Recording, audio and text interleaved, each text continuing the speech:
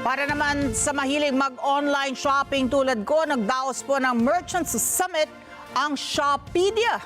Bago pa man sumabak sa e-commerce at makipagsabayan sa iba pang mga industriya online. Inaasahan na sa Nobyembre ay madadownload na po yung app ng Shoppedia para sa mas maayos at panatag na online shopping experience nating mga Pinoy.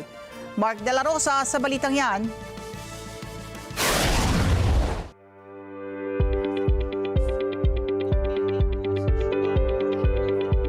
Batay sa inalabas na report ng Philippine Statistics Authority noong 2023, ang digital economy ng Pilipinas ay umabot na sa halagang 2.5 trillion pesos at 8.4% ng ating gross domestic product ay mula rito. Sa digital economy, partikular na ang sektor ng e-commerce ay naglikha ng milyon-milyon trabaho para sa mga Pilipino. Bagamat patuloy ang paglago nito, hindi maikakaila na marami ang naloloko pagdating sa serbisyo at produkto online. Kaya naman bago sumabak ang Shoppedia na makipagsabayan sa mundo ng e-commerce, nagdao sila ng Merchants Summit upang sabay-sabay na makapagsimula ng tama at patas sa industriya. We gather today our merchants para po officially ma-orient sila at the same time para po ma-lay down sa kanila yung ano ba talaga ang expectations ng publiko sa Shoppedia. Natutuhan dito ng partner merchants ang sistema at mga paalala bago magsimula sa kanilang partnership. Ibinahagi din sa summit na dapat tiyakin ng kanilang partners na tunay at dekalidad ang lahat ng produktong ibebenta nila. Pero doon lang po tayo sa standard quality products na hindi po siya peke, na hindi po siya imitation. So para just to make sure na we provide the consumers the kind of products na tugma doon sa sinasabi ng batas natin na bawal magbenta ng fake items.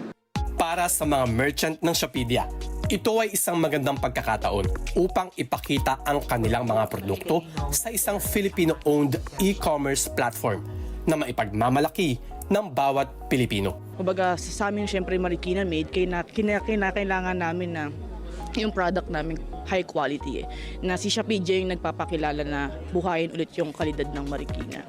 Yung hindi sila basta-basta kumukuha ng seller, kailangan may business permit ka at the same time, lahat ng binebenta mo talaga is authentic at saka original.